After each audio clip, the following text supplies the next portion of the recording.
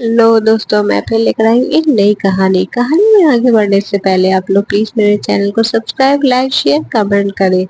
एक बार ढोलकपुर जंगल में शेरों नाम का एक सांप रहता था। शेरों सांप बहुत छोटा और दुबला पतला था। उसके दोस्त उसे हवा हवा कहकर चिढ़ाते रहते थे। दोस्तों का चिढ़ाना शेरों को खराब तो बहुत लगता था, लेकिन वो उनका कुछ भी कर नहीं सकता था क्योंकि शेरों तो बहुत दुबला पतला। और तभी शेरों ने अपने मन में ठाना कि अब वह खूब खाएगा और तब तक खाता रहेगा जब तक मोटा तगड़ा ना हो जाए। बस यही सोचकर शेरों खाना खाना शुरू कर देता है। उसे खाने में जो भी मिलता वह बिना किसी ना रुके से उसे खा लेता। अब शेरों को खाना इतना पसंद आने लगा कि अब जिसके पास भी खाना दिखता तो उसे डरा कर उसका खाना ले लेता, फिर उसे खुशी खुशी खाता। इस तरह से खूब खाना खा खा कर अब शेरू धीरे धीरे मोटा होने लगा। अब शेरू जब भी अपने दोस्तों के पास जाता तो उसके दोस्त उसे देखते ही वहां से जोर से भागते।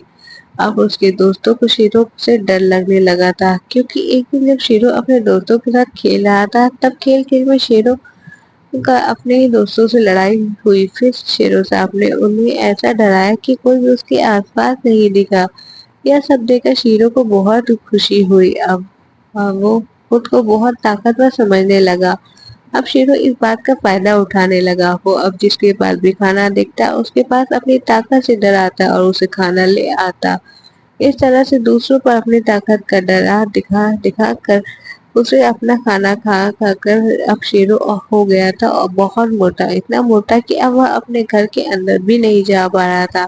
फिर शेरू ने सोचा क्यों ना नया घर बनाया जाए, लेकिन इतनी मेहनत करे कौन। अब तो पूरे ढोलकपुर के जानवर मुझसे डरते हैं, चलो उन्हीं में से किसी को डरा कर उनका घर ले लेता हूँ। और फिर ये सोचते हुए शेरू नए घर की तलाश में निकलता है।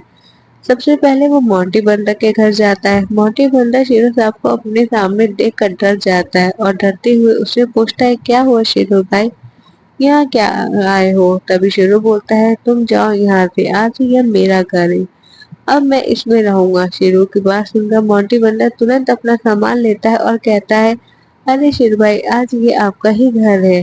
ऐसा कहते ही वह से निकलता है और खुद से मोंटी बंदर कहता है, भैया कौन मुझे इससे जान बची लाखों पाए, जाता हूँ इससे बढ़िया से घर बनाता हूँ। इधर शेरू मोंटी बंदर के घर जाते ही तुरंत बाहर निकलते हुए बोलता है, अरे मोंटी बंदर, घर है तो बड़ा लेकिन खाने को कुछ भी नहीं इसके पास। फिर शेरू कोई दूसरा घर देखने लगता है।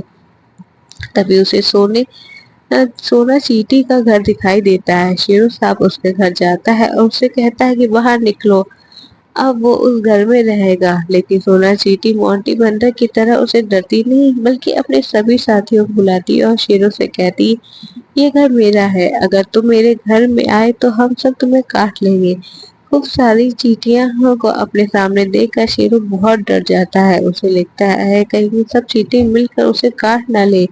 यह सब देखते हुए वह सोना चींटी से कहता है, अच्छा मुझे नहीं चाहिए तुम्हारा घर, मैं कहीं और अपना घर बना लूंगा। और ऐसा कहते ही शेरू साहब जोर से वहां से भागता है। इधर सोना चींटी को सभी मिलकर खूब तारीफ करते हैं। तो इस कहानी से हमें यह सीख मिलती है, हमें कभी भी अपनी ताकत का गलत इस्तेमाल नहीं करना चाहिए। हमें हमेशा सबके साथ मिलकर रहना चाहिए। Thank you for watching.